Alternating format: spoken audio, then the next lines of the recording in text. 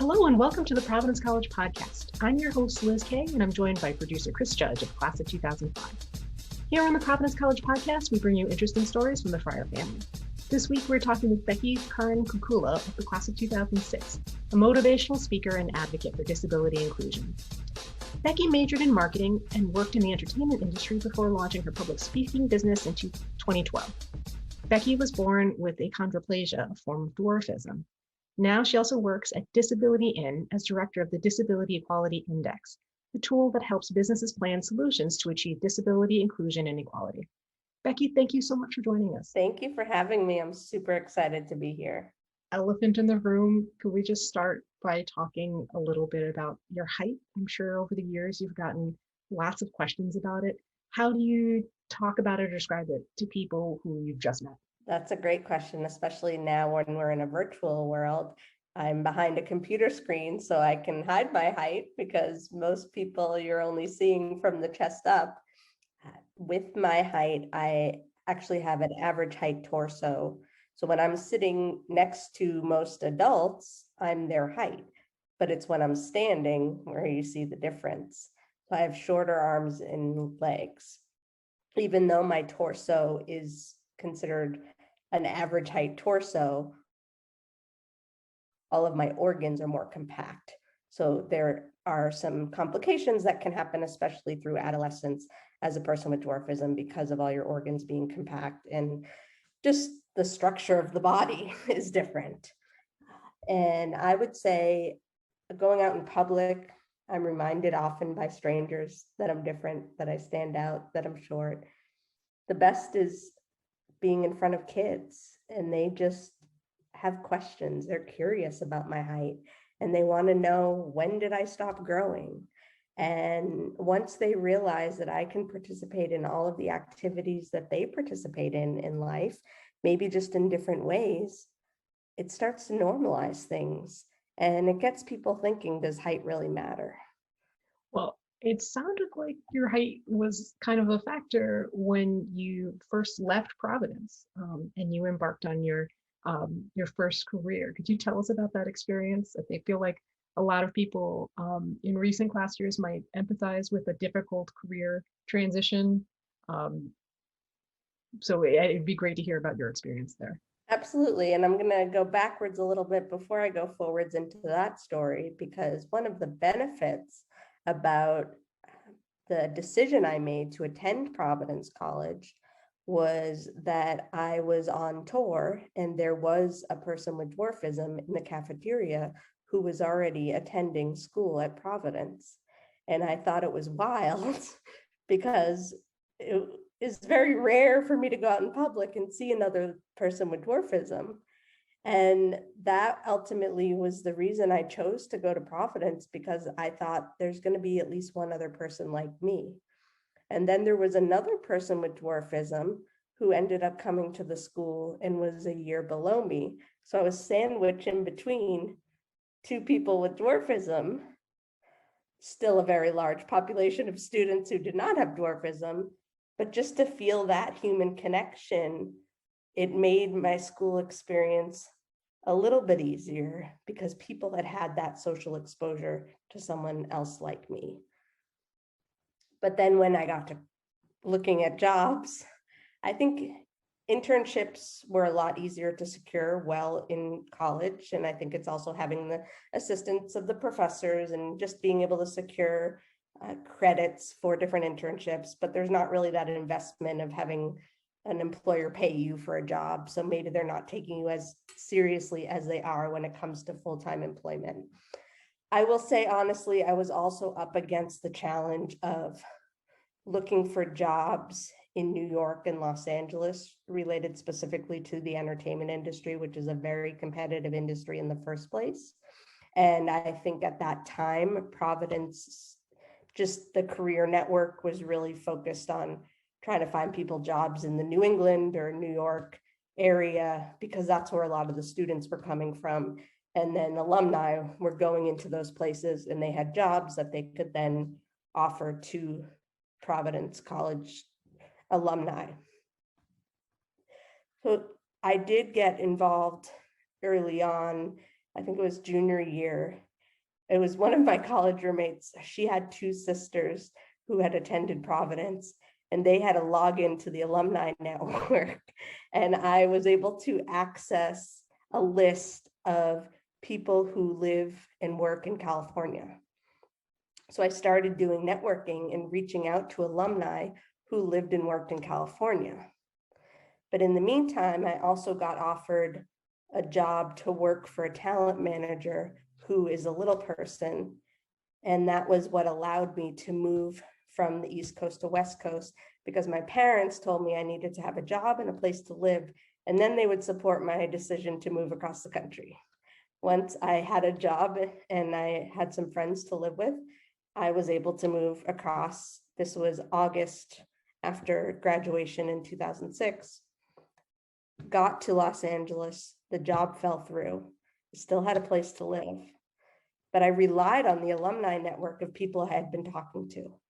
And there was one alumni who actually was represented as an actor by a talent manager. And because I was going to work for a talent manager and that job fell through, I was able to work. It was kind of an intern opportunity for free, but to learn about what talent managers do, this alumni offered me a connection to his talent manager. But I still needed to search for full-time employment, especially living out in Los Angeles, expensive cost of living. While I was doing that internship experience, I ended up sending out 1,000 resumes and went on 100 interviews over the course of 4 months. And every single time I walked in the door with those interviews, I was judged, not verbally, because the Americans with Disabilities Act, which was passed over 30 years ago, protects the rights of people with disabilities. And I think enough people have been educated on how you can't say something. You just decide after the interview that you're not going to hire someone. But the body language people had was even more powerful, and it felt more exclusion than maybe even if someone said something. There were days where I was interviewing up to 4 times a day. And I think the problem was that nobody told me that I looked exhausted by that 4th interview, driving all around Los Angeles. And maybe I just wasn't my best self. And that led to me assuming that every single one of those rejections was related to my stature and their assumptions that I couldn't do a job that my resume qualified me for to at least interview. But because they never told me that I wasn't getting the job because of another reason, that was my assumption. So after the 4 months, I decided to go through some recruitment agencies where you show up, they interview you, they pitch you to go show up at jobs. And that ended up being the best approach for me to take, because I could show up at a job and work really hard. Even though I was a temporary employee at the beginning, I was able to prove that I was a hard worker and a value to a company. And I did about 3 temporary assignments. Then the holidays happened, so I had some time off, still very anxious about whether or not I could stay in California, because it was going to be a new year. And did that mean I needed to shift gears or find a job elsewhere? But then right after the holidays in January of 2007, I started at a talent agency in the entertainment marketing department. So it was very specific, related to my major. I was a temporary employee there for 7 months, and then they finally took me seriously enough to be hired on full time. So it was a total year of moving to Los Angeles before I was able to secure my first permanent opportunity. Oh my gosh. So how did you keep going through all of those interviews and all how did you even keep track of all the applications you'd submitted? It just knowing you had submitted 1,000 it's a really phenomenal number. I kept more track of the actual interviews. So I had this journal kind of talking about my experience. So I have a journal where on the front cover, it shows 1 to 100 and the date where I interviewed. But definitely I counted as I was applying through my emails of all the different places.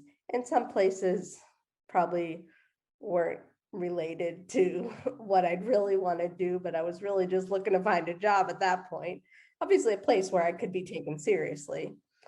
But I think because I have faced rejection in social interactions leading up to that point, and even as an adult, I have built this buffer around me where I have the mindset of if someone doesn't want to be around me, I don't want to be around them because it's going to be very uncomfortable. So even with those 100 jobs, if one of those people decided to hire me and they were going to be resentful, that would make for a very awkward work environment. And it would set me up for even more failure. And it actually ended up happening a little later on in my career after my first job, where like I went into a job knowing one of the people was not really a fan of me, and I was working for two people. And it was that constant battle of like, how do you prove to someone that they should be a fan of you if they're already set in their ways? So I think just in everyday social interaction, I've come across a lot of people who are set in their ways. And I didn't just learn it right away. In high school, I had some really tough times where I had friends who started dating guys and they wanted to go out and didn't think that I should be around because they just thought because I'm different, it didn't make sense for me to come with them. And even in college, like I have to be honest, there were definitely moments of exclusion just because of my stature and people assuming that I can't participate in the same activities. And I really think that just built the strength and resilience to be okay being alone and doing what I need to do to still stay in my lane and stay focused and accomplish what's important to me. Even though it's not easy to face rejections, I also feel that sharing my story and the experiences that I went through can hopefully help others and hopefully prevent others from having to go through that many rejections. It's definitely an amazing accomplishment that you persevered and kept going through all of that. Thank you. It actually seems like a good kind of segue to talk a little bit about your work with the Equality Index. I'm sure that's important but challenging for you. What are some of the most common issues you encounter in workplaces that impact people with disabilities? I think a lot of workplaces forget that 75% of disabilities are disabilities you cannot see. I'm part of the 25% of disabilities where you can see that I have a disability. Some people assume if someone with dwarfism does not have a mobility disability or a hearing disability or a vision disability, that they do not have a disability because they just see us walking around. But we are covered under the Americans with Disabilities Act, and there are physical limitations that we face. It's very important for me to identify as part of the disability community because I think I can help strengthen the word by showing that people can persevere even with the label disability. But I would say just it's really important for employers to look at job descriptions and make sure you're not preventing people from even wanting to apply to your organization. I use the most obvious example in most cases because it's just an obvious example. But some companies may try to put in their job description, must lift a 50-pound box. You really want to think about that. Is that something that someone just needs to do once and maybe another person at the company can do it that one time? Or is it really a requirement for every day at the workplace? Thinking about how you can eliminate any potential barriers in the way that you describe your employment opportunities is a big piece. And also employers need to think about putting it out there that someone's able to make a request for an accommodation from the job application process, through the interview, through onboarding, through promotion. People with disabilities are willing to work at a place for a very long time. And something that I experienced early on in my career as an employee, entry-level employee, I was not getting the support I needed to move up within an organization because it's assumed that people with disabilities just want a job and that they don't want a succession plan or to move up. And it's important to offer constructive feedback to allow someone to learn and grow and do better, so they do have opportunities to move up within an organization. But it's also important for the person to be truthful to themselves. If that job description is describing that you do have to lift a 50-pound box every day and it's really part of the job, someone who cannot do that should not be applying to that specific role. But maybe they could ask, are there other roles that wouldn't require this, if they still had a passion for the mission of the company that they're applying to? And I think it's just, there's a major assumption that accommodation costs are expensive, but most are less than $500. And they actually become accommodations that help more than just one person. And I think there's just an assumption that companies don't want to do the work. They're just someone within the company who's trying to lead the work, even within the diversity space. Disability often gets left out of the diversity conversation because there's a general assumption that people don't want to offend, they don't want to use the wrong terminology, and then it prevents them from doing the work. And something that is in my longer bio is my involvement with this organization called the National Center for Disability Journalism at Arizona State University. And they have this beautiful resource called the Style Guide. And it's meant for journalists, but it's something that can also be used for general disability advocate. And it really dives deep into all different types of disabilities, the preferred terminology and why people prefer not to be called one thing or another. And it's important to have those resources out there, so then hopefully it doesn't discourage people from doing the work. But we all want to just be called by our names. We want to be treated as humans. And as you get to know someone, you'll start to learn the terminology they may not prefer. I think you're really right. I think people, if they have hesitation, having, a resource to have the right tools and the right terminology can really help and give everybody confidence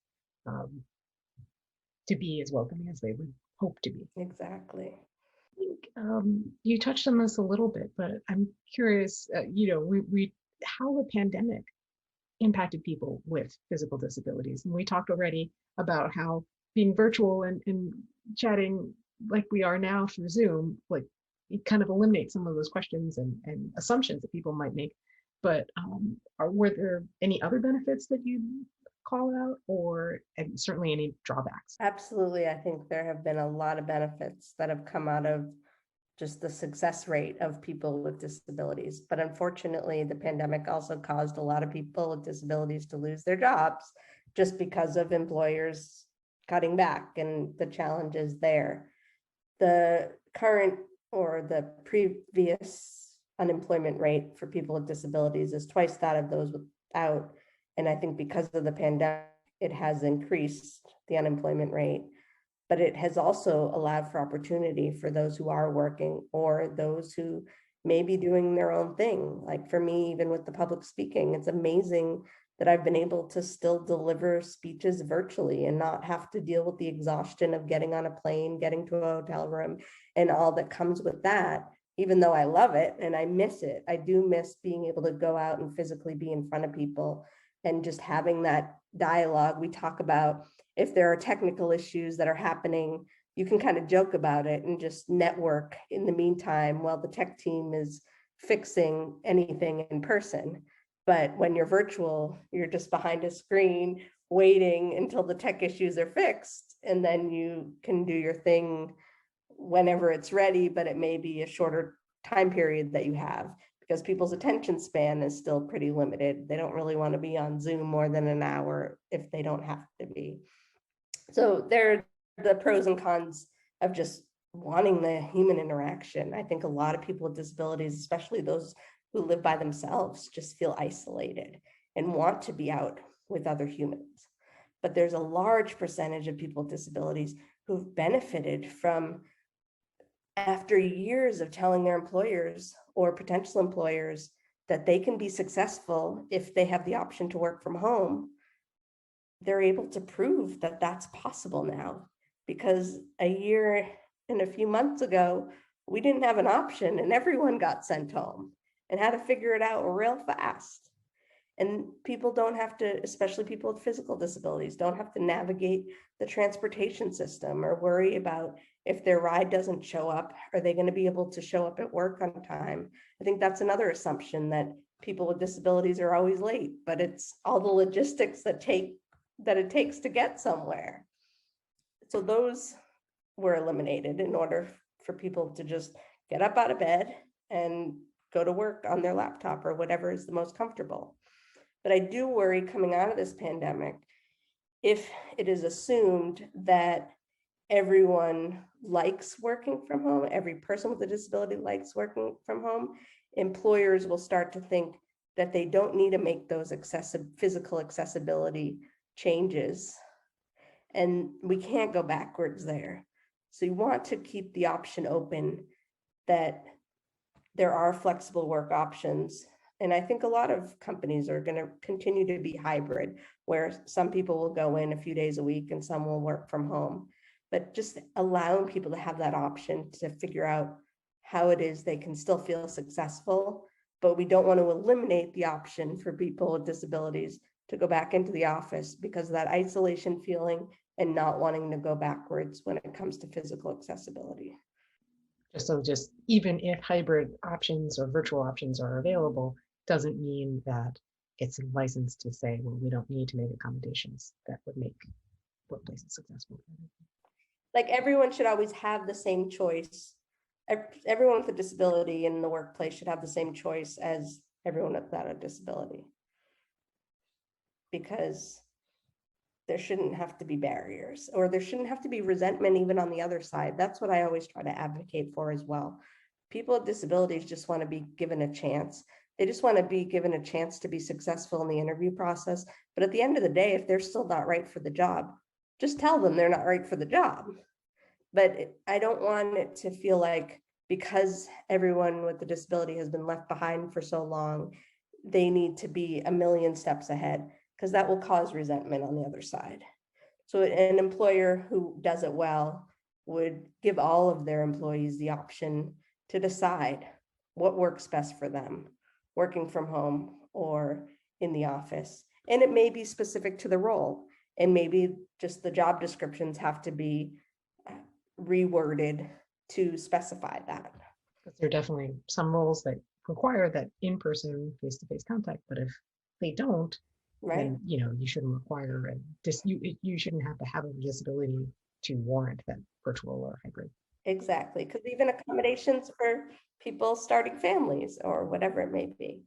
So Becky, again, you alluded to this a little bit earlier, but we always ask alumni, what brought you to PC? Why did you pick marketing? What brought you along that path? I will be honest that my first choice was Boston College, and that happens often with a lot of people you ask on campus.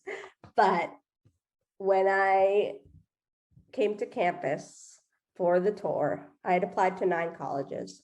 When I came to campus for the tour, I was in the cafeteria. It was the Slavin Center. I saw a person with dwarfism in the food court, and I thought, there's someone like me here. If they're able to be successful, it seems like they're successful. I know that I'm just able to tell from them getting their food, but they seem happy.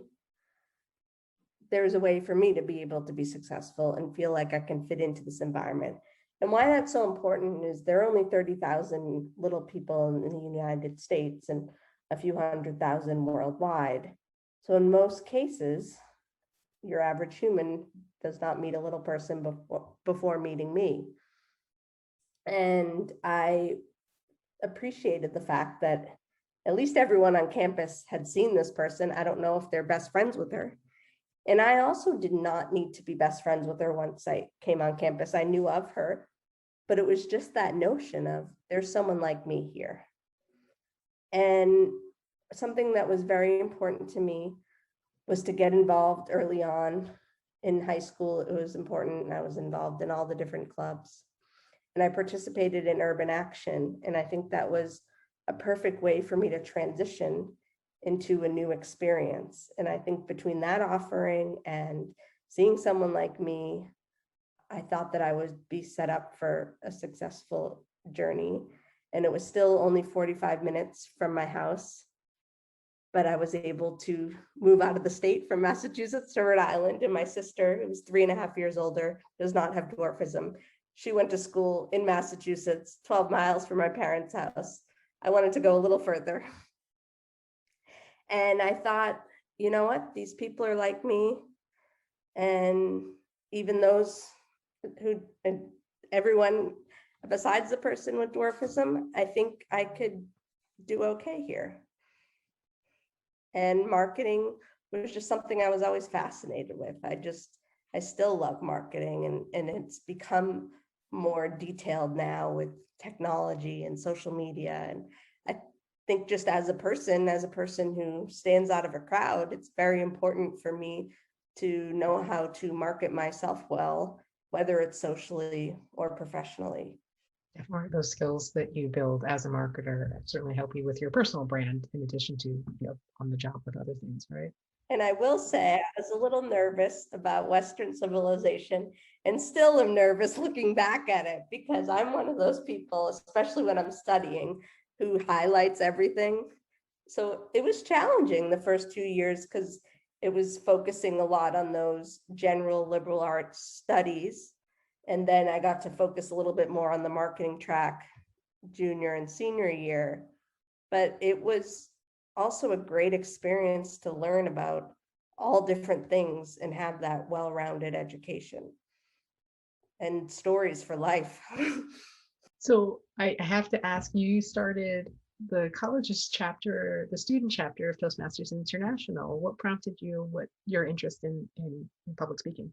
I actually found an essay. I didn't really remember it until like a few years back when I was starting my public speaking. I found an essay on a floppy disk that was probably what I used as part of my application for PC.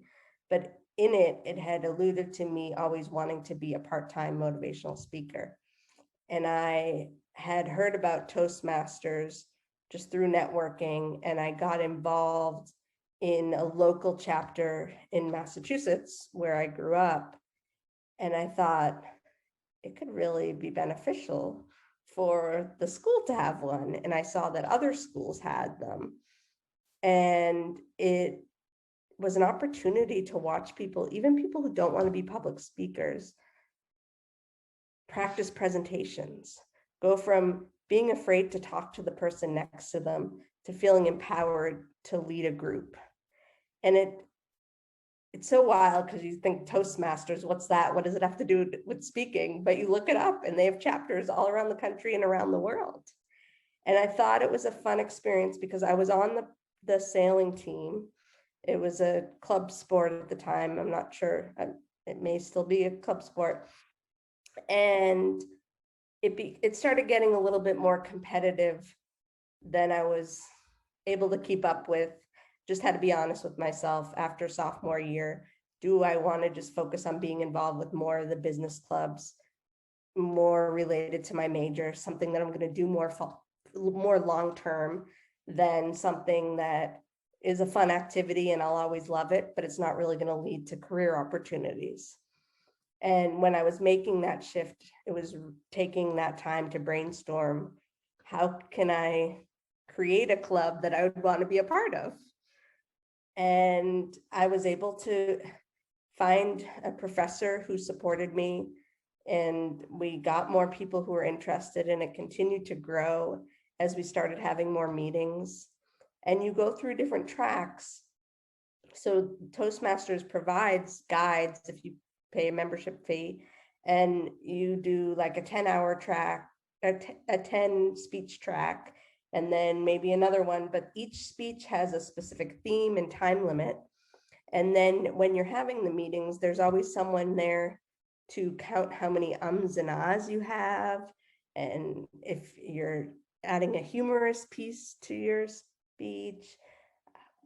And then they judge whoever's presenting that night, who did the best speech. And it's just, there's a lot of camaraderie and a great place to practice delivering speeches, whether you want to be a professional speaker or just working on that presentation for your next class.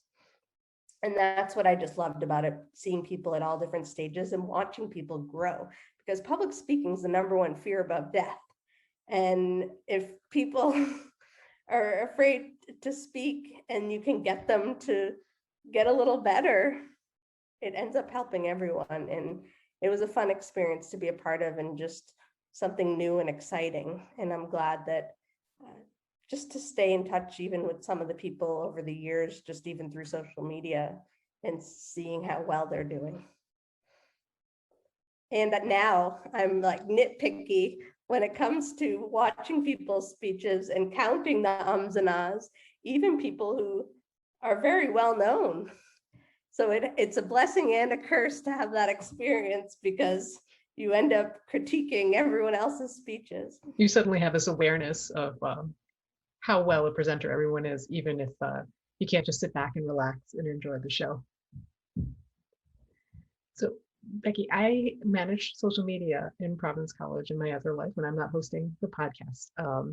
And I feel like I've been following your career for years, and seeing all of your accomplishments and how your personal life has changed and expanded. So I'm curious, could you tell us about what's on the horizon for you and your husband in the next few months? Absolutely. When I was in college, I decided to get involved in an organization called Little People of America.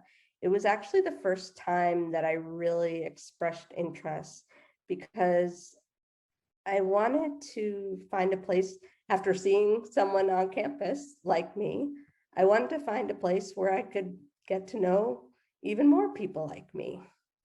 And this organization, Little People of America, the summer of 2003, they were having a national convention in Danvers, Massachusetts. Wish it was a little closer to Boston, but in the outskirts. And I took a chance, showed up, got to meet some people, spent the week going back and forth. I actually got together for lunch with some Providence College friends who lived in the area, and some high school friends I hung out with during the week. So I was overwhelmed going into an environment, even though all these people had similar lived experiences. But then I had met a few people that week who happened to live in California, and they just kept reaching out and kept trying to convince me to stay engaged and that it was a good place to be. And some of these people had been involved since they were very young. And I made a personal decision that I didn't want to be involved at all until a college, where I thought, you know what, I'd love to just get to know some more people like me around the country and around the world. And a few years after being involved, there's a national conference every year. Some of my spring breaks at Providence, I would fly out to California and meet some of these friends. I got hooked, just loved being a part of something. Didn't have to get along with everyone, but found a core group of people who have become lifelong friends. And I also realized in that moment of getting involved that I was dateable, because at Providence in high school, I was so focused on my studies, which was great. My parents were happy about it. I had a long-lasting crush on someone that I grew up sailing with, but nothing really ever came of it. And a lot of times that is related to someone maybe being afraid of what their friends would think if they were with someone who's different. But I can't speak for any person. Maybe they just didn't have the same interest. But I just had these long distance type crushes, and there was really never a moment where I thought that I was someone that another person would want to date. So when I got to this organization, people started expressing interest. It was a whole new world for me. And I always thought, people have asked me in the past, would you date someone average height, or would you date another little person? And I always thought, I never really preferred one or the other, just was who I could really connect with. And then as I got to know more little people, I thought, another person who's had similar lived experiences with me, who will experience the going out in public and comments, laughing, pointing, staring, but we'll be able to go through it together. It just felt stronger and less fake, I guess. So I did have some relationships. A lot of them start long distance because most likely you're not going to meet a person with dwarfism that you're compatible with who lives in your same state. So I had a few relationships over the years. Fast forward to 2016, I was living in New York City. I just was on Facebook. I had met a friend who told me someone she had talked to recently, and they were not compatible, but she showed me his profile picture, and I thought, you know what, I'll just add him, see what happens. And then we ended up talking. We did distance and didn't meet for the first time for about 4 months. And now we're fast forward to married almost 2 years now. And because of the pandemic, there's just been a lot going on.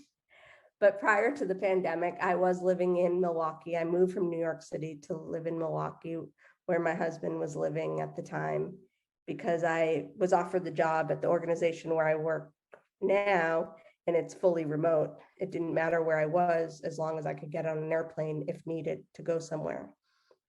So it made sense at that point in time for me to move to Milwaukee. We got engaged right before I moved to make that decision. And after I moved, we started planning our wedding. And then fast forward to just this past September, we purchased a house in the Boston area in Plymouth, Massachusetts, because we knew that we wanted to think about settling down and starting a family. I'm 37, so times the clock is ticking, and we made the decision to try having a child after buying a house. And we're very fortunate that we're going to have a child with dwarfism. I say we're very fortunate in many cases because there are many people in the world who may struggle to have a child, but also there is a 25% chance that a child made from two people with achondroplastic dwarfism, which is a type of dwarfism my husband and I have, that they would not make it through the first few days of life because of two double dominant genes. I know this is a deep topic, but that was one of the reasons we waited several months to tell a lot of family and friends, because we wanted to make sure we went through those tests to confirm that we would have a healthy baby with achondroplasia. And then there's a 25% chance that we could have had a baby that was average height, and we would love them just the same as well. But we're just very excited and fortunate that it's been a smooth journey, and we're expecting the baby in August. And hopefully there'll be a future Friar. Always on the lookout for your little one in a onesie, in a PC onesie, and we can share that on social. It'll be absolutely, and they will definitely come for a visit to campus as soon as possible. Just thinking back about your PC experience, are there any? You mentioned urban action is something that like stands out as helping you make that transition. Are there other aspects of your life of PC that you think back fondly about? I will say my very best friend, who is still my best friend, I met through urban action, and it was one of the first nights where we were on campus. We were right near Raymond Hall, where we were both living at the time. And she waited up for me, and it meant so much because I was meeting all these new people, and not many people are willing to just stay back and wait up. And that was just kind of the beginning of, I told her, we're going to be best friends. She thought I was crazy, but it ended up happening. And one of the best things about our friendship is that she gives me the constructive feedback I need to learn and grow. So if I make a mistake, she's willing to tell me and help guide me to do better, where a lot of people aren't willing to do that. And they kind of just let you get away with whatever, but it makes for a relationship that's not as deep. And I appreciate that we were able to build that bond because we also have that common thread of being at PC and having that experience. So I would say that's definitely the greatest thing that came out of that experience, was just having a lifelong friend. And I've definitely met a lot of other people. I think through networking and through social media, I've started to find more ties of people who have that connection back to PC. And it's always exciting to hear. I've always enjoyed just any city that I'm in at any given time, since I've been in a lot of cities, getting to know and getting involved in the different alumni activities. And I think it's just even the experience of the 4 years, even though I struggled grade-wise, especially when it came to Western civilization, it was more of just learning how to be independent and also be a good person. And I think we all learned a piece of that while at PC. And hopefully everyone's still using it. Well, and this is, you mentioned going to so many cities. I mean, your work as an advocate and as a motivational speaker has taken you to many different places. You've traveled internationally. Can you tell us about some of the highlights? What were your favorite places to visit? Yes. So international became part of the title and experience in 2013. I was asked to go and speak on behalf of a Little People organization that was being formed in Kenya. I was really nervous because I had never been to Africa and I didn't really know what to expect. But someone had sent me a Facebook message before I decided to go on that trip. And they said they have dwarfism. They lived in, I think, South Africa. And they said, I wish I could have your level of confidence. And I thought, how do I do whatever I can to go bring this confidence to them? And I was amazed to go somewhere where they have so few resources compared to what we have here in the States. And they find a way to be happy. They find a way to dance and do whatever they can to spread awareness and acceptance. And we were able to go to different news stations and radio shows all over just to educate the whole country of Kenya, because the outlets were able to reach wherever there was reception about the importance of including people with dwarfism in everyday life. And that's where even the height question that you had asked me earlier, there's a huge assumption that people with dwarfism are not capable because we're the size of a child.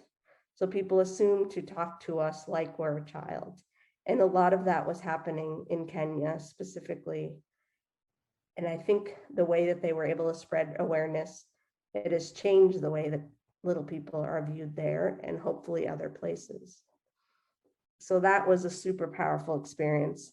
And then one of my favorite things to do is, since I've been involved with the Little People organization now, even through my adult life, I go to a lot of parents' meetings where parents of little people are talking about how their child with dwarfism is struggling to transition from elementary to middle school or middle school to high school.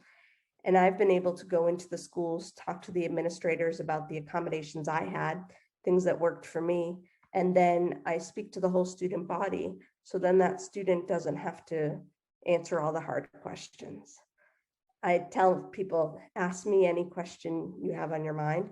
I'm willing to answer it, because I'd rather you ask me a question than assume that I can't do something or that that's not an important part of my life, whatever thing may be on your mind. And I also want children to go home and educate their parents, because growing up, I had a lot of experiences where a child would be curious. We'd be in a store. My mom would sometimes be with me, or sometimes I'd be by myself, but a parent would yank their child away thinking they were bothering me, where if they just came up and asked me a question, had a dialogue, it would be so different the next time they see someone like me.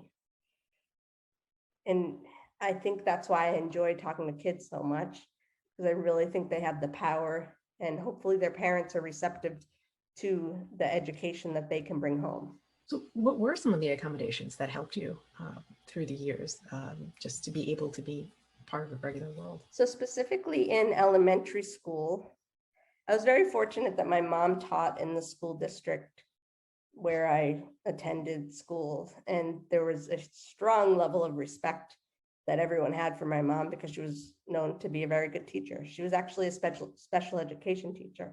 And I never needed to take special education classes, but just the fact that she was well respected, it really changed the culture of my experience. And a doctor, early on, we had gone to a specialist. We went from Boston to Baltimore when I was 6 months.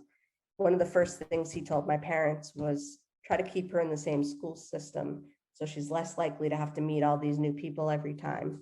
And some of the families who I speak on behalf of now can't prevent that because maybe they have to move because of jobs and other things going on. But what I did early on was in elementary school, I had a railing built that was lower than the average height railing going from the first to the second floor. So I had something to hold on to when I was going up and down. I don't know how often I needed to, but it was good for it to be there.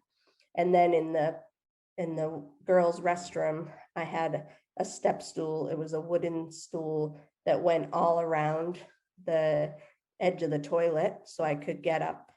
And so many kids wanted to use that stall. So sometimes I would go into the bathroom and it wouldn't be available. But it showed how many people could actually benefit from that accommodation.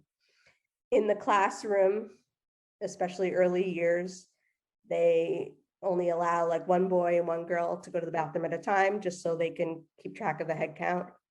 I had an extra pass. If I needed to go to the bathroom, I could go whenever I needed to go, just because of a smaller bladder. And I didn't want to have any accidents. The best thing that happened was my parents working very close with another family. Their daughter and I went to the same preschool, and they convinced the school system to allow us to be in the same class from preschool to 7th grade. But at our age, I think we just felt this is a coincidence. We're put in the same class every year. But it prevented me from any type of social exclusion or bullying that I could have experienced from preschool to 7th grade. 7th grade was when things had to be realistic about the fact that homerooms are separated by people's last name. So I was Curran, she was Walsh. But at that point, maybe it was a sign that we needed to each spread our wings and have a little time apart and get to know other people. But it was those important years where I really don't think I experienced any type of bullying because I had someone to stand up for me. And then another accommodation I had as I got closer to high school was having a set of books in my classroom and at home. So I wouldn't have to worry about carrying a super heavy backpack. And I needed to be able to have the books at home. And I believe I also had that accommodation at PC because of just the heavy books. Or maybe I just left the books in my dorm and were able to borrow books in the classroom. And then one other accommodation I also had at PC was untimed tests. So when I was doing SATs in high school, I was able to have time and a half. They say untimed, but it's not unlimited time. It's pretty much you have an additional half of what everyone else had time-wise. And that helped because I have a smaller hand and it's just slower at writing. And then one accommodation that was more recreational related that I was on a swim team, just a local fitness club growing up. And I tried to do what everyone else did, even if it took longer when it came to practice, like thousands of yards. I would be in the pool for hours after other people. But when it came to the competition time, I was able to get an accommodation where if some of the racers were doing 50 yards, I would only have to do 25. So then it felt like I was finishing more at the same time as them versus them being way ahead of me and me being in the pool for way too long when they needed to get to the next race. So it's probably beneficial to both parties, but it felt like I was able to compete on a level closer to everyone else. And still have the experience, you're still part of the team. Yeah, it was another way. And again, I didn't see any type of resentment, and maybe other people like me wouldn't be as comfortable with that accommodation. It's really up to the person. So when I am talking to schools, I let them know the accommodations I had and that worked for me. But that child who they may see next may feel uncomfortable with some of the accommodations I had, or may ask for a little bit more. It kind of just depends on the person, but it's building that foundation to say, these are the things that worked for me. And then step stools, those were kind of wherever I needed them, just so I could easily get up on a desk or any place that I needed to access. Like science labs and things like that, right? Just as long as you can And get then up. it's just the etiquette of getting any environment to be open to supporting you, offering to help if you need it, but not trying to do something before you give them permission. And how about in your day-to-day life now? You mentioned being able to do things that everyone else can do, ride a bike, drive a car, all those things. I will say, riding a bike, I did not spend enough time dedicated to, so I never ended up getting past the training wheel stage. But that was not because I couldn't, I just did not dedicate enough time for that piece. But with driving, I got my license around the same time everyone else did, 16 and a half. I have pedal extension. So as I was saying earlier, my torso is the same height as everyone else. So I can use pedal extensions that extend from the pedals of the car to where my feet are coming off of the seat. I usually use a pillow behind my back, just so then my knees can have more flexibility getting to the pedal extensions and the pedal. So I have full range of motion for that. Because my arms are shorter, I am closer to the steering wheel, the way the seat is positioned while driving. And it's recommended for me not to have a airbag activated, because it could actually be more harmful if it were to go off, the way that it would reach out to my chest.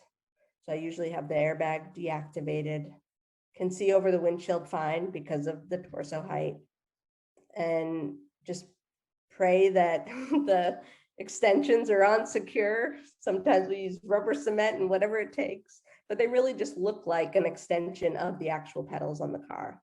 And it takes finding a car that is comfortable enough. I've had luck with the Ford line of cars, but other people have luck with other types of cars. And just making sure those extensions are on tight. Usually you want the emergency brake to be in the middle seat rather than down by the floor. And those are just things to look out for. But I never had any limitations when it came to getting to where I needed to go. And then, so just driving. Then just in the house we have now, we bought a house from people who are super tall. So right now we just have step stools all around, but there may be a time where we may want to make some things lower. My husband's a talented woodworker, so he's already starting to think about different tables to make when it comes to using one as a changing table or other things we may need in the coming months. But I think there are enough things that are out there that you can find a way to accommodate, especially with all the companies where you buy furniture from now. It's, you got to build it once you buy it. So you could take parts out or just adjust things. And we just kind of find ways to make it work. And another thing people often ask about is just when it comes to clothing, because that's another thing that isn't always easy to just buy something off the shelf. I was fortunate many years ago, they came out with 3/4 length shirts and capri pants. So I try to avoid going to a tailor because it's just an extra expense. And I try to find something that is the right length right off the shelf, even if it takes going to multiple stores. And then dresses, I just wear a lot of dresses, and it also actually helps with the marketing branding piece of things. Because when people see me, I may be the first person people see who's like me. So oftentimes, even in the little people environment and other places, people may comment that I'm dressed up a lot, but it's because it's comfortable, easy to just throw in a dress, and because it helps keep the brand professional. Definitely. Well, I'd imagine that technology has helped with everything we just discussed because there's so much more like customizable everything, customizable furniture, customizable clothing that you can order things, that are much more personalized to what fits you. Um, and when you're traveling, you can probably use Uber instead of Yes. renting a car, right? I would like to go quickly through the travel experience. I love to travel, and in 2019, I went to over 30 cities, just because the demand of talking about disability inclusion and all the work that we do. And I would say, even before I agreed to do the job that I'm in now, I knew that travel would be a big part of it. If it weren't for Uber and Lyft, I would be nervous to take a job that travels so much, because it would be very hard to travel with pedal extensions that are usually customized to the car that you drive on a regular basis. You can still take them off and transfer them to other cars, but the headache of trying to find a rental car that will be able to accommodate those specific extensions could cause a few hiccups in any travel experience. So having Uber and Lyft is a game changer for me to be able to take to the airport. Then TSA PreCheck was another amazing thing for me to have access to, because a lot of the new scanners at the airport go do the circle, but they measure our height because they're not used to someone my height going through those big scanners. And it always goes off at my hip, almost thinking that I have a hip replacement, but I don't. It's just because of the height. And then I get delayed because they have to scan me because they think that I have something on me. And it's all just related to the height. So because of TSA PreCheck, you're able to go straight through the security metal detector. Allows things to be faster. I usually try to time things out properly where I don't ask for a wheelchair or any type of shuttle that other people may ask for when it comes to just getting to the gate. But once I get to the gate of my flight, I do prefer to pre-board, because then I can get on a plane and ask for assistance. Reality is I'm never going to be able to put my carry-on bag above in the overhead bin, and I'm always going to need help with that. But I do prefer to have a carry-on bag versus checking a bag, because when it comes to the end of the flight experience, trying to get a bag off of a belt that's going really fast can be very challenging. So I try as much as I can to do that. Exactly. It's challenging no matter what height you are, so I empathize with that. So carrying the bag, even through security and all that, I make sure it has wheels, so it's not too hard to do. It's going to be a different experience once we have to carry a car seat through the airport. So we'll probably check that. But once I get off the plane, then I book the Uber or Lyft and go to a hotel.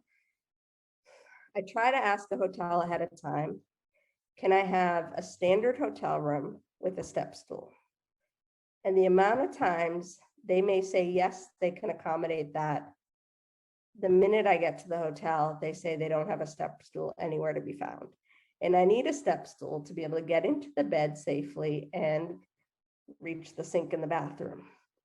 And sometimes there's a latch. If there's a balcony in the hotel room, there's usually a latch that's pretty high on the sliding doors. And if you want to go out and access it, it might be nice to be able to reach that as well. Sometimes the only option for a stool is a swivel chair that's assigned to the desk in the hotel room.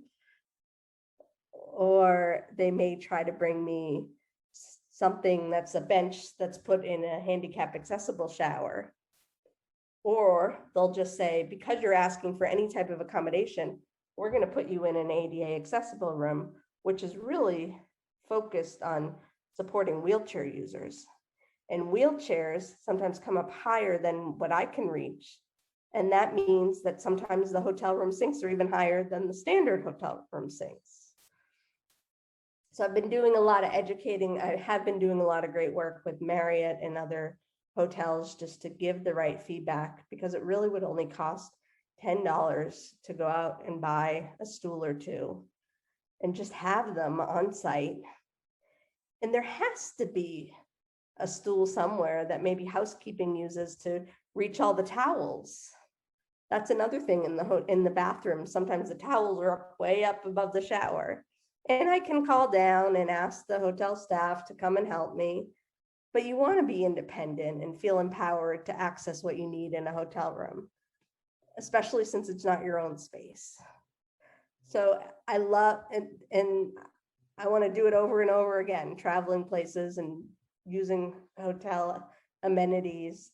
But it's constantly one of those things where you show up and you're like, I really just want to reach the sink and go to bed, especially if I fly in somewhere really late and I have a meeting early the next day. You just want to feel like you have the tools you need. And it just takes a lot of educating that's still going to need to be done over time. Parents are likely to help their children. So that's why there's not enough of a business case of people with dwarfism need these accommodations. But if we could start getting people to think, what if children want to feel empowered to reach things on their own? Like, let's get more stools out there.